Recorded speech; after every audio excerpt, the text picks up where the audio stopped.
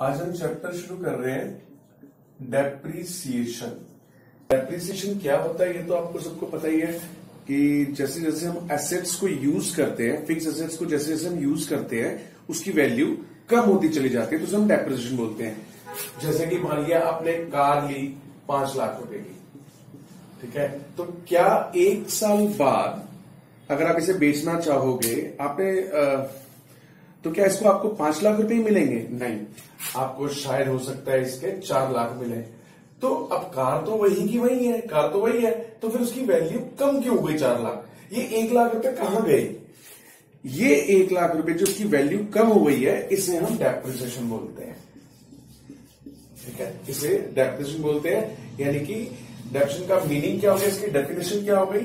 Reduction in the value of fixed assets. ठीक है, fixed assets की वैल्यू को रिड्यूस होने को डेप्रिसिएशन बोलते हैं। तो डेप्रिसिएशन एस्टिमेट करने के 2 मेथड्स होते हैं। एक होता है स्ट्रेट लाइन मेथड और एक होता है रिटन डाउन वैल्यू मेथड। यानी कि डेप्रिसिएशन के 2 मेथड, इसको हम शॉर्ट में SLM बोल सकते हैं, इसको शॉर्ट में मैं WDV बोलूंगा, रिटर्न डाउन वैल्यू मेथड। इसको हम ओरिजिनल कॉस्ट मेथड भी बोल देते हैं और इसको हम फिक्स्ड इंस्टॉलमेंट मेथड भी बोल देते हैं।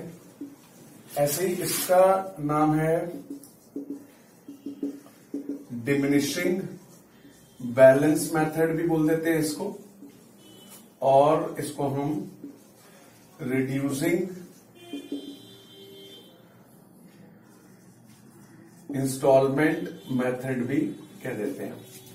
ठीक है, तो straight line method, original cost method, fixed instalment method एक ही बात है, और written down value method, diminishing balance method, reducing instalment method एक ही बात है। ठीक है, तो ये 2 मेथड्स हो गए डेप्रिसिएशन के। और भी मेथड्स होते हैं डेप्रिसिएशन निकालने के, बहुत सारे होते हैं, लेकिन वो आपके अभी कोर्स में नहीं है। आपके कोर्स में सिर्फ ये 2 मेथड्स हैं। ठीक है, अब इन दोनों मेथड्स के बारे में समझो क्या डिफरेंस है इनमें। मान लिया मैंने एक एसेट ली, मान लिया मैंने एक मशीन खरीदी और वो मशीन है 1 लाख रुपए की। ठीक है, और जो डेप्रिसिएशन का रेट मुझे दिया हुआ है 10% पर एनम, मतलब कि 1 लाख की मैंने मशीनरी ली है और 10% हर साल वो डेप्रिशिएट हो जाएगी। ठीक है, तो ऑब्वियसली मशीन की वैल्यू, अगर मशीन 1 लाख की खरीदी है तो हमेशा तो 1 लाख की नहीं रहेगी ना, हर साल इसकी वैल्यू डाउन होती रहेगी क्योंकि डेप्रिसिएशन तो हर साल लगेगा। जैसे जैसे मशीन पुरानी होती जाएगी उसकी वैल्यू डाउन होती जाएगी क्योंकि उस पर डेप्रिसिएशन लगता जा रहा है। अब डेप्रिसिएशन देखो कैसे लगता है। जैसे 1 लाख की मैंने मशीन खरीदी, 10% हमें पता है डेप्रिसिएशन लगता है पर एनम मतलब पर ईयर। तो पहले साल डेप्रिसिएशन कितना लगा? 10,000। 1 लाख का 10% 10,000 हुआ ना, यानी कि मशीन की वैल्यू बची 90,000। 1 साल बाद अगला साल शुरू हो गया, अगले साल फिर डेप्रिसिएशन लग गया 10,000, यानी कि मशीनरी की वैल्यू बची 80,000। 2 साल बाद फिर 2 साल बाद फिर यूज हुई मशीनरी और फिर उसके ऊपर डेप्रिसिएशन 70,000, फिर डेप्रिसिएशन 60,000, और इस तरह से चलता रहेगा। और एक दिन ऐसा आएगा कि मशीनरी की वैल्यू 0 हो जाएगी। ठीक है, हर साल डेप्रिसिएशन लग रहा है। अच्छा, ये तो था straight line method. WDV method में क्या है, मैं यही एग्जांपल फिर से ले रहा हूं। मान लिया हमने एक मशीन खरीदी 1 लाख रुपए की और इसके ऊपर जो डेप्रिसिएशन लगा वो 10% पर एनम डेप्रिसिएशन है। फर्क यहां स्ट्रेट लाइन मेथड से मैंने करके बताया, मैं WDV मेथड से करके बता रहा हूं। देखो इसमें भी 10% है, यानी कि 10,000, 1 लाख का 10% 10,000 मतलब 90,000 रुपए हो गया। अब फिर से अगले साल जो डेप्रिसिएशन लगेगा वो इसका 10% लगेगा, यानी कि 9,000, यानी कि 81,000 रुपए की मशीन बची।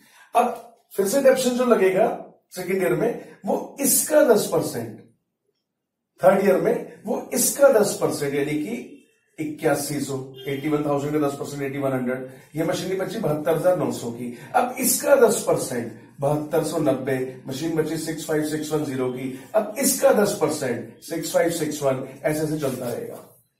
दोनों में आपको क्या डिफरेंस समझ में आ रहा है। ये स्ट्रेट लाइन मेथड हमने यूज किया है। देखो डेप्रिसिएशन इसमें भी लग रहा है, मशीनरी की वैल्यू 1,90,000, 80,000, 70,000, 60,000 घटती जा रही है। डेप्रिसिएशन यहां भी लग रहा है, मशीनरी की वैल्यू यहां भी घटती जा रही है। लेकिन आपको दोनों में डिफरेंस नजर आ रहा होगा। यहां पर जो मैं 10% लगा रहा हूं वो जो ओरिजिनल कॉस्ट पे एक बार लगाया, हर बार उसी ओरिजिनल जो 1,00,000 रुपए की मशीन है ना, उसी का 10% 10,000 है। 1,00,000 का 10% 10,000 एक बार निकाल लिया तो हर बार देखो वही लगाया है। लेकिन यहां पर जो मैंने डेप्रिसिएशन लगाया, इतने की मशीनरी है तो ये डेप्रिसिएशन लग गया। अब मशीन जो बची उसके ऊपर 10% लगा, ना कि इसके ऊपर। ठीक है, फिर ऐसे ही जो बच के आई उसके ऊपर 10% लगा, ना कि इस ओरिजिनल के ऊपर। फिर जो बच के आई उसके ऊपर। ठीक है, इसीलिए इसका नाम है रिटर्न डाउन वैल्यू मेथड। यानी कि इसमें देखो जो डेप्रिसिएशन का खुद का अमाउंट है ना, वो भी कम होता जा रहा है। यहां पे देखो जो डेप्रिसिएशन का अमाउंट है वो सेम है, फिक्स्ड है ना, हर साल एक ही जैसा डेप्रिसिएशन लग रहा है, इसलिए इसे फिक्स्ड बोल देते हैं। ओरिजिनल कॉस्ट क्यों बोल देते हैं? क्योंकि ओरिजिनल कॉस्ट पे लग रहा है। स्ट्रेट लाइन क्यों बोलते हैं? क्योंकि एक ही लाइन के डेप्रिसिएशन लग रहा है ना। लेकिन यहां पर देखो रिटर्न डाउन, डेप्रिसिएशन की वैल्यू खुद की डेप्रिसिएशन भी घटता जा रहा है। डिमिनिशिंग का मतलब भी घटना हुआ होता है, रिड्यूसिंग का मतलब भी देखो घटता हुआ होता है। ठीक है, तो ये दो मेथड्स थे डेप्रिसिएशन को कैलकुलेट करने के। अब इसके क्वेश्चंस कैसे करने हैं, एक मैं एग्जांपल लेता हूं, उससे आपको वो भी समझ में आ जाएगा। ये डेप्रिसिएशन का मैं एक फॉर्मेट बता रहा हूं आपको। हमें क्वेश्चन में दिया होगा जी मशीनरी अकाउंट बनाओ, मशीनरी अकाउंट बनाओ, उसमें डेप्रिसिएशन लगा लगा के दिखाओ। ठीक है, तो मैंने एक लेजर बनाया है, मशीनरी अकाउंट बना रहा हूं मैं। दो साइड्स दिख रही है इसकी, ये सेंटर लाइन है, थोड़ी सी डार्क कर देता हूं मैं। दो साइड्स आपको दिख रही होगी। इधर देखो डेट, पर्टिकुलर, अमाउंट और अमाउंट। ठीक है, ये साइड डेबिट साइड, ये क्रेडिट साइड। मशीनरी जब भी आएगी बढ़ेगी इस साइड, क्योंकि मशीनरी एसेट्स है, सारी एसेट्स डेबिट में बढ़ती हैं। और मशीनरी जब भी घटेगी तो क्रेडिट साइड, ये बात ध्यान रखना। ठीक है, चलो अब इसको कैसे करना। सबसे पहले मान लिया हमने मशीन खरीदी 1,00,000 रुपए की, तो यहां पे लिखेंगे देखो टू बैंक, बैंक भी लिख सकते हैं, कैश भी लिख सकते हैं। हमने एक मशीनरी खरीदी 90,000 रुपए की खरीदी, और उसको लाने ले जाने के, इंस्टॉल कराने के 10,000 खर्चा हो गया। इस तरह से 1,00,000 की मशीनरी आ गई। ठीक है, ध्यान रखना मशीनरी जब खरीदी जाती है, ये मैं आपको पहले भी बता चुका हूं कि जब भी मशीनरी हम खरीदते हैं तो उसको खरीदते वक्त जब तक वो काम करना स्टार्ट नहीं कर देती तब तक के सारे खर्चे, उसको लाने का, उसको इंस्टॉल करने का, तब तक के सारे खर्चे हम मशीनरी में ही ऐड कर देते हैं। ठीक है, तो ये वही एग्जांपल लिया मैंने, ऐड एक्सपेंस 10,000। तो ये मशीनरी हो गई 90,000, 10,000 उस पर खर्चा 1,00,000। ये मान लिया मैंने मशीनरी खरीदी 1/1/2015 में खरीदी थी मैंने। ठीक है, और डेप्रिसिएशन का मैं रेट मान के चल रहा हूं 10%, और स्ट्रेट लाइन मान के चल रहे हैं। तो अब देखो 1,00,000 की मशीनरी खरीदेंगे तो इस तरफ, क्योंकि इस तरफ मशीनरी बढ़ती है और इस तरफ मशीनरी घटती है। तो यहां पर मैंने मशीनरी खरीदी 1,00,000 रुपए आ गया। अब इसके ऊपर डेप्रिसिएशन लगाना है, तो डेप्रिसिएशन किस तरफ लगाऊं? यहीं पर डेप्रिसिएशन लगाऊं या इधर लगाऊं? सोचो, इधर मशीनरी बढ़ती है, जब भी मशीनरी खरीदी जाएगी तो इस तरफ खरीदी जाएगी, है ना, प्लस होगी तो। और अगर मशीनरी माइनस होगी यानी कि बेचेंगे तो इधर एंट्री होगी। अच्छा, डेप्रिसिएशन से भी तो मशीनरी जा ही रही है ना, घट रही है ना हमारे पास, क्योंकि हमारे पास 1,00,000 की मशीनरी है, 10% 10,000 रुपए डेप्रिसिएशन हो गया तो मशीनरी 10,000 की घट गई ना हमारे पास से। तो इसलिए डेप्रिसिएशन भी इस तरफ लगाया जाता है, क्योंकि ये माइनस की साइड है, इधर मशीनरी कम हो रही है। हमेशा डेप्रिसिएशन इस तरफ लगाना है आपको। ठीक है, तो यहां पे मशीनरी खरीदी 1,00,000। अब देखो बाय डेप्रिसिएशन अकाउंट 10,000। 10,000 क्यों? क्योंकि मैं मान के चल रहा हूं 10% मैंने पहले ही मान लिया है। ठीक है, तो डेप्रिसिएशन हो गया 10,000। अब देखो ये एक साल कंप्लीट हो गया, 2015 का कंप्लीट हो गया। 2015 को बंद कर दो इस अकाउंट को। 1,00,000, इधर भी 1,00,000, और मशीनरी का बैलेंस कितना बचा? बैलेंस सीडी, क्लोजिंग बैलेंस 90,000 रुपए की मशीनरी बची। ये 2015 कंप्लीट, ये हो गया 31 दिसंबर 2015, इसे भी 31 दिसंबर 2015। ये एक साल कंप्लीट हो गया, और हमें क्वेश्चन में कहा जाएगा 4 साल का बनाओ। 2015 से 2015, 2016, 2017, 2018, 2019 तक का हमें मांगा है। मशीनरी अकाउंट, तो हमें 4 साल का बनाना पड़ेगा। ये 1 साल कंप्लीट हो गया, समझ में आ गया। फिर से देख लो, 1 लाख की मशीनरी खरीदी इस तरफ, 90,000 की खरीदी, 10,000 रुपए खर्चा हुआ, 1 लाख की मशीनरी आ गई तो इस तरफ। अच्छा, उसमें से 10,000 रुपए की डेप्रिसिएट हो गई तो 90 की बची। अब अगला साल आ गया, ये 90,000 अगले साल आगे कैरी हो जाएगा ना, ये तो हमने सीखा है लेजर में। ये 90,000 यहां आ गया है ना, क्या लिखकर टू बैलेंस बीडी, डेट आ गई 1/1/2016। ठीक है, अगला साल स्टार्ट हो गया। अब अगले साल भी डेप्रिसिएशन हो गया 10,000 रुपए का, फिर से लगा दो डेप्रिसिएशन बाय डेप्रिसिएशन अकाउंट, कितना 10,000, और कितने की मशीनरी बची, फिर से क्लोज। ये ईयर भी खत्म हो गया। देखो कितना इजी, छोटे छोटे से लेजर बन रहे हैं, एक साल के। ये 1 साल का लेजर था, ये 2015 का लेजर था, ये 2016 का लेजर है कि 90,000 की मशीनरी, 10,000 रुपए डेप्रिसिएशन, कितना बच गया, बैलेंस सीडी कितना 80,000, खत्म। इधर भी टोटल 90,000, इधर भी टोटल 90,000। ठीक है, फिर ये 80,000 नेक्स्ट ईयर में आ गया, क्या लिखकर टू बैलेंस ब्रॉट डाउन 80,000, 1/1/2017, नया ईयर शुरू हो गया। ऐसे ही फिर से यार डेप्रिसिएशन, फिर 70 बचेगा, फिर 70 आगे आ जाएगा, फिर 10 डेप्रिसिएशन 60 बचेगा, फिर 60 आ गया, जैसे जितना मर्जी बना लो, बहुत इजी है। ठीक है, अच्छा, अब अगर ऐसा होता है 2017 में क्वेश्चन में लिखा है कि एक मशीनरी और खरीद ली 50,000 रुपए की। अभी तक हमारे पास एक ही मशीनरी चल रही है ना, ये 1 लाख की मशीनरी थी, 10,000 डेप्रिसिएशन हुआ, 90 की बची, फिर 90 अगले साल क्या रही, 90 की मशीनरी, 10,000 डेप्रिसिएशन, 80,000 की बची साल के एंड में। यह एंड हो गया 31/12/2016, 1 जनवरी को शुरू हुआ था ना, एंड हो गया 31/12/2016, यानी 1 तारीख को मशीन 90 की थी, डेप्रिसिएशन होने के बाद वो मशीनरी की वैल्यू 80 की बची, फिर 80 की मशीनरी आ गई। अभी कह रहे हैं 2017 में एक मशीनरी 50,000 रुपए की और खरीद ली, क्या एंट्री करूंगा, खरीद ली तो किधर एंट्री करूं, इधर या इधर। ऑब्वियसली मैंने कहा था मशीन बढ़ेगी तो इस तरफ, एक मशीनरी और खरीद ली, फिर से लिख दो टू बैंक, कितने की, मान लिया 45,000 रुपए की मशीनरी, 5,000 उस पर खर्चा हुआ, 50,000 रुपए की मशीनरी और आ गई। समझ में आ गया तुम कहोगे दो मशीनरी, हाँ दो मशीनरी, ये मशीन 1 है, मशीन 2 है। ये जरूरी थोड़ी ना कि हमारी एक कंपनी, अगर हमारी कोई फैक्ट्री है तो उसके अंदर एक ही मशीन रहेगी, नहीं, एक से ज्यादा 2, 3, 4 जितनी मर्जी मशीनें हो सकती हैं। तो मशीनरी अकाउंट एक ही बनेगा, उसी मशीनरी अकाउंट में चाहे आपके पास 10 मशीनें हो, खरीदी जाएगी तो यहाँ टू बैंक करके ऐड कर देना उस साल।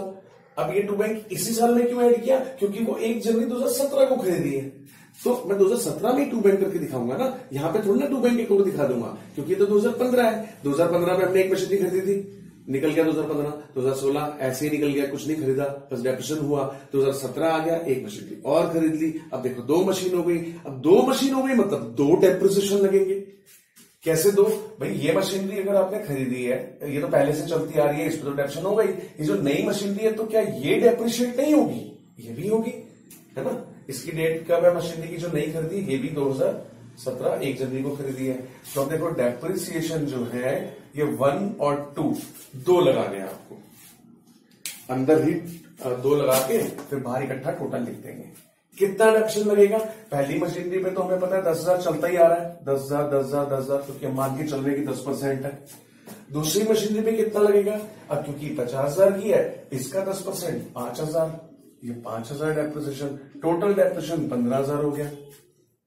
समझ में आ गया, 2 मशीनरी है, 2017 में हमारे पास 2 मशीनरी हो गई और दोनों पे डेप्रिसिएशन लग रहा है, तो कितने की बची ये मशीनरी, टोटल मशीनरी कर लेते हैं 1,30,000 रुपए की, 1,30,000 रुपए की और 1,15,000 रुपए की बची है अब हमारे पास। 2 मशीनरी है ये 1,15,000 की, बाय बैलेंस सीडी 31 दिसंबर 2017, इसकी भी डेट 31 दिसंबर 2017, 1,15,000। अब ये आपको पता है ये 2 मशीनें हैं 1,15,000 रुपए की। अगर मैं कहूं कि अलग अलग बताना जरा कितने कितने की है, इसमें 1 कितने की है, 2 कितने की है, कैसे पता चलेगा। 1,15,000, ये देखो टोटल 80 और 50, 1,30,000 2 मशीनों, 1,30,000 में से दोनों का डेप्रिसिएशन 15, 1,30,000 में से गए 15, तो 1,15,000 बचे, यानी कि दोनों मशीनरी का हम टोटल करके चल रहे हैं। मुझे ये जानना है आपसे कि इसमें अलग अलग वैल्यू दोनों मशीनों की कितनी है, कैसे पता चलेगा। देखो 80,000 की मशीन थी, इस पे कितना डेप्रिसिएशन हुआ? सिर्फ 10। तो यानी कि ये वाली मशीनरी तो जरूर 70 की बची होगी, 70 है ना।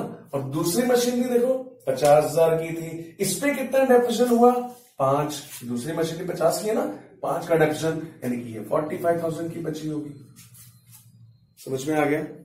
तो इस तरह से भी आपको अलग अलग भी दिखाना है कि ये जो इकट्ठा बैलेंस है 1,15,000, इसमें मशीनरी 1 इतने की है, 2 इतने की है, देखो उसका टोटल अपने आप 1,15 ही बन रहा है। अगला साल आ गया, मान लिया ये पूरा का पूरा बैलेंस, फिर अगला साल आ गया 1,15,000, क्या लिखेंगे? टू बैलेंस BD 1/1/2018 आ गया। और अलग अलग वैल्यू अगर ये भी दिखाना है कि जी इसमें 70,000 रुपए की तो एक मशीन है और इसमें 45,000 रुपए की दूसरी है, इस तरह से 15 है। ये जो स्प्लिट किया था यहां पे, ठीक है, जो बैलेंस सीटी था एज इट इज मैंने बैलेंस BD दिखा दिया, क्योंकि इस एक साल का क्लोजिंग अगले साल का ओपनिंग बन जाता है। ठीक है, अब इस साल फिर से क्या हुआ, मान लिया यहां पे एक मशीनरी और खरीद ली 2 लाख रुपए की, तो किधर खरीदेंगे? मशीनरी जब खरीदते हैं तो इस तरफ आएगी, इस तरफ, ऑब्वियसली इस तरफ, क्योंकि इधर प्लस साइड है, मशीनरी इधर बढ़ती है। ये आ गया यहां पर टू बैंक, एक मशीनरी खरीदी हमने 2 लाख रुपए की और उसकी डेट है 1 अक्टूबर 2018। अब आपको पता है यहां पर कितनी मशीन हो चुकी हैं? 2018 में हमारे पास 3 मशीन हो चुकी हैं। तो जब 3 मशीनें हैं तो ऑब्वियसली अब डेप्रिसिएशन भी 3 लगेंगे, है ना। जब एक मशीनरी थी तो एक ही डेप्शन था, यहां भी एक ही थी तो एक ही डेप्शन था, यहां आके मशीन होगी 2, इसलिए डेप्शन भी हो गए 2, यहां की मशीन 2 तो चली रही थी, तीसरी और आ गई तो डेप्शन भी 3 लगेंगे। कैसे लगेंगे 3? पहले वाली पे कितना? 10 चली रहा है, पहले वाली मशीन तो 1 लाख की थी ना, 1 लाख पे 10 चली रहा तो 10,000 लगना ही है। दूसरे वाली पे 50,000 की मशीनरी थी, 5, 10%, 50,000 10%, 5, हमें पता ही है ऊपर लग भी रहा है 5। तीसरी वाली 2 लाख की मशीनरी है, अब तुम कहोगे सर 2 लाख का 10% होता है 20,000, तो इस पर 20,000 रुपए का डेप्शन लग गया। नहीं, 20,000 का नहीं लगेगा।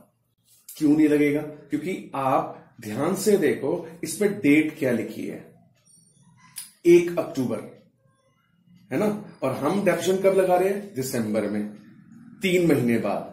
तो क्या इसके ऊपर पूरे साल का डेप्शन लगाऊं? क्या ये मशीन पूरे साल यूज हुई है? आप देखो, अगर आप 1 जनवरी को एक मशीन लेकर आते हो और 31 दिसंबर को आप डेप्शन लगा रहे हो तो ऑब्वियसली पूरे साल का लगाओगे। लेकिन अगर आपने मशीन अक्टूबर में खरीदी है और आपको दिसंबर में उसका टोटल डेप्शन लगाना है तो पूरे साल कहां यूज हुई? वो तो अक्टूबर में खरीदी है तो कितना डेप्शन लगा? अक्टूबर, नवंबर, दिसंबर, सिर्फ 3 महीने का तो डेप्शन लगेगा, है ना। तो इसलिए 3 महीने का डेप्शन लगेगा इसके ऊपर। हाँ, अगले साल पूरा लगाऊंगा, क्योंकि अगले साल तो फिर अब ये दिसंबर क्लोज हो गया, अगले साल जब 1 जनवरी को अगला साल शुरू होगा तब तो हमारे पास 1 जनवरी को ही ये मशीन एग्जिस्ट करेगी, तो 1 जनवरी से पूरा 1 दिसंबर, अगले साल तो पूरा लगाऊंगा। लेकिन इस साल, जिस साल हमने खरीदा है, क्योंकि वो मैंने अक्टूबर में खरीदी है, तो अक्टूबर, नवंबर, दिसंबर में ये क्लोज हो रहा है, क्योंकि हम डेप्शन जो है 31 दिसंबर को लगा रहे हैं, पूरे साल का लगाते हैं तो पूरा साल तो इस मशीनरी को हुआ ही नहीं। ठीक है, तो इसलिए इसका लगाना मुझे अक्टूबर, नवंबर, दिसंबर, सब 3 महीने का। 3 महीने का कैसे निकालू? देखो, डेप्शन निकालने का तरीका देखो, हमें पता है 2 लाख की मशीनरी है, ये मैं रफ में कर रहा हूं, 2 लाख की मशीनरी है, 10% डेप्रेशन, 10% ऐसे निकालते हैं, लेकिन मुझे निकालना 3 महीने का, तो 3/12 कर देते हैं। ये 3 महीने का डेप्शन इस तरह से निकल जाएगा। समझ में आ गया? तो ये आ गया, ये तो हमें पता ही है 20,000 हो गया, 4, और ये आ गया 5,000, यानी कि 5,000 रुपए डेप्रिसिएशन। समझ में आ गया? तो जितने महीने का भी अपने डेप्शन निकालना है, पहले पूरे साल का निकाल लो, उसके बाद अगर 3 मंथ्स का निकालना है तो 3/12, अगर मुझे 2 महीने का निकालना होता तो मैं 2/12 करता, अगर मुझे 1 महीने का निकालना होता तो मैं 1/12 करता, मुझे 10 महीने का निकालना होता तो मैं 10/12 करता। ठीक है, तो पहले फिर से सुन लो क्या करना है, पहले 1 साल का डेप्शन निकाल लो पूरा, 1 साल का निकालने के बाद उसको मंथ्स में कम कर लो, मंथ्स में कन्वर्ट कर लो। ठीक है, तो 3 मशीन और 3 डेप्रिसिएशन, बस ये क्लोज कर दो। 3,15,000, 3,15,000, डेप्शन का टोटल है 20,000 बाय बैलेंस CD, 3/15 में से गए 20, 2,95,000। ठीक है, ये 2,95,000 में हमें पता है कि जो बैलेंस बच गया कितनी मशीनों का है, 1 2 3 3। तो मुझे स्प्लिट करके बताओ अलग अलग वैल्यू तीनों मशीनों की कितनी बची होगी। बहुत इजी है। पहली मशीन 70,000 की थी, 1,15 मत गिनना, 1,15 में 2 थी ना, तो पहली 70 की थी, 70 वाली गई 10, यानी कि 60 की बची होगी। 45 वाली दूसरी मशीनरी थी, 5,000 गए, 40 की बची होगी, है ना। तीसरी मशीनरी 2 लाख की थी, 5,000 डेप्शन गए, 1,95,000 बचे होंगे। देखो इसका टोटल 2,95,000। फिर नया ईयर शुरू, 2,95,000 टू बैलेंस बीडी 1 2 3, 3 मशीन है, इनसे ही उठा लो। पहली 60 की, दूसरी 40 की और तीसरी 1,95,000 की। क्या आ गया? 1/1/2019 आ गया। ये यहां तक समझ में आ गया? बहुत इजी है, ऐसे चलता रहेगा। अब मैं आपको बता रहा हूं, यहां पर एक मशीनरी बेच दी। कौन सी मशीनरी बेच दी? ये कह रहे हैं, क्वेश्चन में लिखा है जो 1 लाख वाली मशीनरी थी ना, ये वाली, ये कह रहे हैं कि ये वाली मशीनरी 2019 में, यानी कि वो मशीनरी जो 2015 1 जनवरी को खरीदी थी 1 लाख की, वो मशीनरी 2019 में आके बेच दी। कितने में? ये कह रहे हैं जी सिर्फ 12,000 में बेच दी। अब 12,000 में मशीनरी बेच दी, सोचो जरा कितना लॉस हुआ होगा। मशीनरी 12,000 की बेच दी। कितने की मशीनरी थी वो? 1 लाख वाली। तो आप सोचोगे सर 1 लाख की मशीनरी 12,000 में बेच दी, तो मतलब 1 लाख में से गए 12,000, तो 88,000 का सर लॉस हो गया। अगर आप यही सोच रहे हो तो गलत सोच रहे हो। वो क्यों? क्योंकि 1 लाख वाली मशीनरी ठीक है जो बेची है 12,000 में यहां आके, लेकिन वो 1 लाख की तो तब थी जब वो खरीदी थी। आज बेचते वक्त भी क्या वो 1 लाख की है? नहीं, बेचते वक्त देखो वो मशीनरी घटते घटते 60 की हो चुकी है। लॉस अगर देखना तो 1 लाख के हिसाब से लॉस मत निकालो, 60 के हिसाब से निकालो। ये सोचो कि 60,000 रुपए की मशीनरी 12,000 में बिक गई, मतलब 48,000 रुपए का लॉस। ये आप सोच सकते हो, ठीक है। तो लॉस इसके हिसाब से निकालना, ना कि उसके हिसाब से। अब इसकी एंट्री कहां करूं? हमें पता है मशीन खरीदते हैं तो इधर एंट्री करते हैं, मशीन क्योंकि जब बढ़ती है तो इस तरफ बढ़ेगी, घटेगी तो इस तरफ घटेगी। अब यहां पर घटने के 2 कारण है। मशीनरी अब तक हम देख रहे थे डेप्रिशिएट हो रही है तो भी घट रही है, और अगर मशीनरी बिक रही है तो भी तो घटेगी ना। तो बिकने की एंट्री कैसे करनी है? खरीदने की एंट्री इधर करते हो आप टू बैंक की, बैंक से पैसे दिए हमने, मशीन खरीद ली। बिकने की एंट्री में पैसे आएंगे, इसलिए बाय बैंक। बहुत सिंपल, बाय बैंक सेल। कितने की? 12,000 रुपए की। समझ में आ गया? जब मशीनरी आप खरीदते हो तो इस तरफ एंट्री करते हो टू बैंक करके, मशीनरी बेचते हो तो इस तरफ एंट्री करोगे बाय बैंक करके। अब क्योंकि इस पर लॉस हुआ है, मुझे वो लॉस भी दिखाना है, उसको दिखाएंगे P&L, profit and loss account. Bracket में लिख दो लॉस, कितना? 48,000 रुपए का लॉस। ये मशीनरी 1 बिक गई। समझ में आ गया? तो क्लोज कर दो ईयर। ये कुछ और भी करना है अभी, सोचो जरा। अभी ईयर कैसे क्लोज कर दे? क्यों भाई? 3 मशीनें हैं, एक तो बिकी है, 60 वाली तो बिक गई। क्या ये 40 और 1/95, ये 2 मशीनरी तो अभी भी है ना, एग्जिस्ट कर रही है, ये 2 तो जिंदा है ना। तो इस पे तो डेप्शन लगाओ ना, जैसे हमेशा लगाते आ रहे हो। फर्स्ट वाली पे मत लगाना। क्यों? क्योंकि चलो फर्स्ट वाली तो आपने बेच दी, उस पे तो डेप्शन नहीं लगाएंगे, वो तो गई है, वो हमारे पास है ही नहीं, तो डेप्शन क्यों लगाएं, है ना। जिसके पास गई वो सोचेगा डेप्शन लगाने की, हमारे पास तो गई। तो ये 2 मशीनरी तो हमारे पास अभी भी है, इन 2 का डेप्शन तो लगाओ। कैसे? बाय डेप्रिसिएशन सेकंड और थर्ड। कितना कितना? 40। ये जो मशीनरी थी सेकंड वाली पे तो 5,000 डेप्शन लग रहा है, ऊपर से लगाते ही आ रहे हैं हम, 5,000 5,000 हमेशा। और थर्ड वाली पे कितना लगाऊं?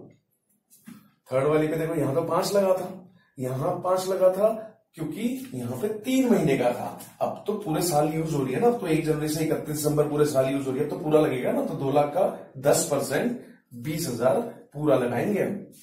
ये 25,000 पे डेप्शन लग गया, और बाय बैलेंस सीडी क्लोज कर दो।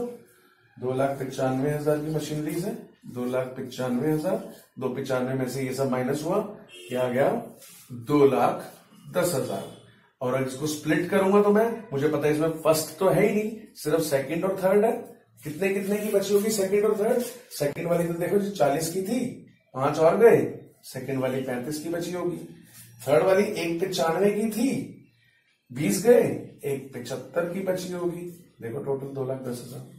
ये 2,10,000 फिर अगले साल आ गया 2,10,000। क्या लिखकर टू बैलेंस बीडी 1/1/2020 आ गया, और सेकंड और थर्ड बची है ये कितने कितने की 35,000 और 1,75,000।